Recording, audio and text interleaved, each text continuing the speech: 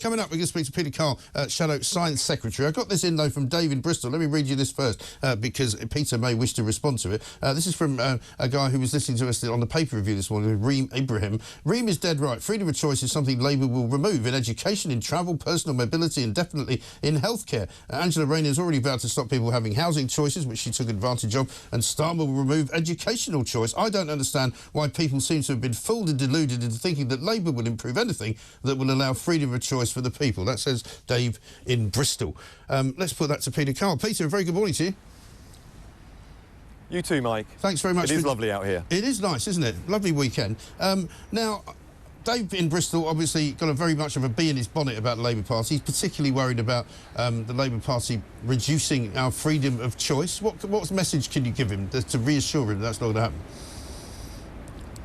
Well, Mike, it's good to hear from you, but let me just put it this way. There are currently 8 million people who are waiting for treatment on the NHS. Where's the choice in that?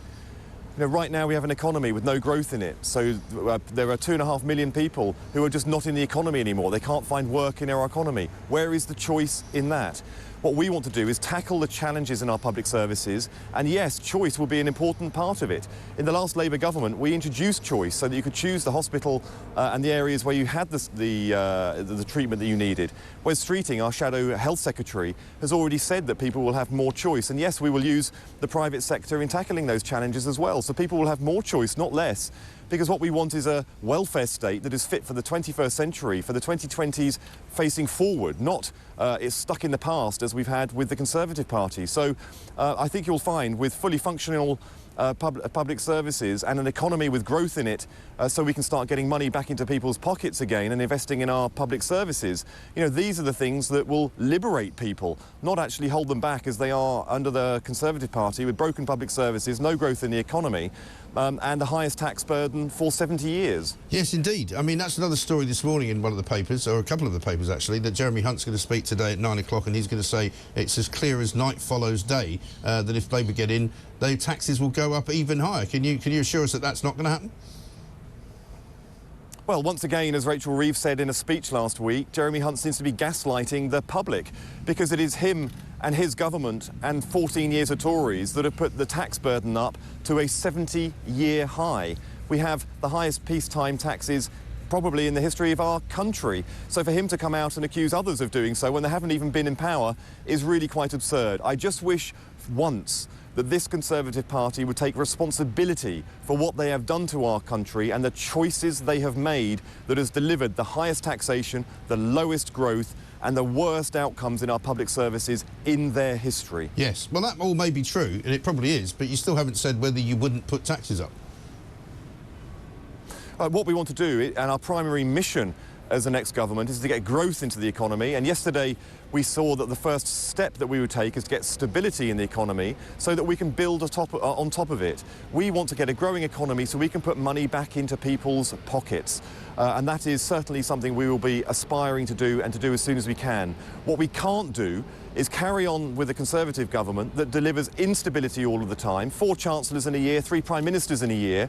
What company can plan for the future, can invest in their workforce, can get wage growth? What company that is based abroad would look at Britain and think we're a place to invest in? We need to get the change, we need a reset.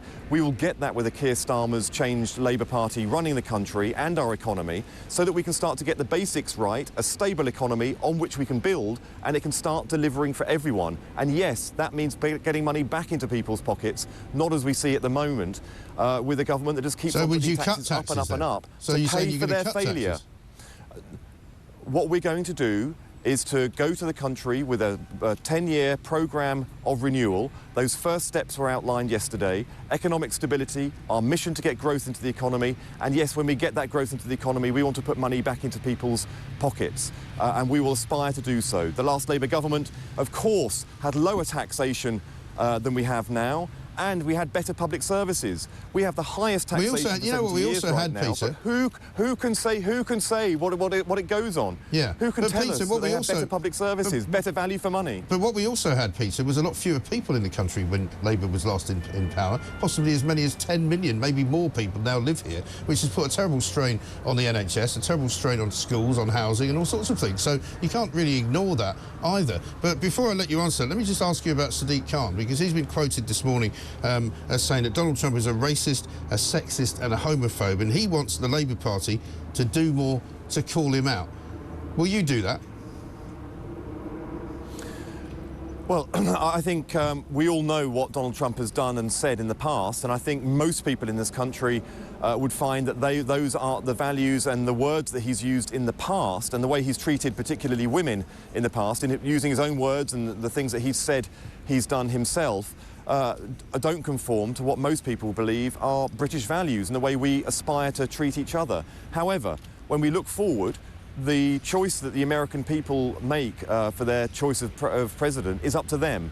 And we, if Labour Party wins the next election, we have to adapt to the choices that each individual country have made, just as other countries have had to adapt to the choices that the British public have made in the way that we have chosen our leaders and the impact that's had on our relationships with other countries as well. So the Labour Party will be responsible. We aspire to build strong relationships around the world, particularly with those who share our values, because right now, when you look at the things like, you know, the economic challenges, we see what Russia is doing on the continent of Europe, you see that the way that China is asserting itself around the world with a very different worldview and a very different set of governing principles than Britain has. We need to work in a very coordinated way, in a close way with our allies around the world, and with the Labour Party reinvigorating those multilateral relationships and having a real commitment to them. That's certainly what you'll get. But should Sadiq Khan button it then? And should Keir Starmer tell him not to interfere in international affairs? Because if Donald Trump does become the president, he does come to London, it's going to be a bit embarrassing, isn't it? No, we're not going to put words into Sadiq, the Mayor of London's mouth at all. Actually, Sadiq Khan represents the people of London. He's just been re-elected on a brilliant mandate, and I wish him well on it. OK. Peter, good to talk to you. Thank you very much indeed. Peter Kyle there, Shadow Science Secretary. I think he disagrees with Sadiq Khan, but obviously doesn't want to say so. I think that's pretty much the message.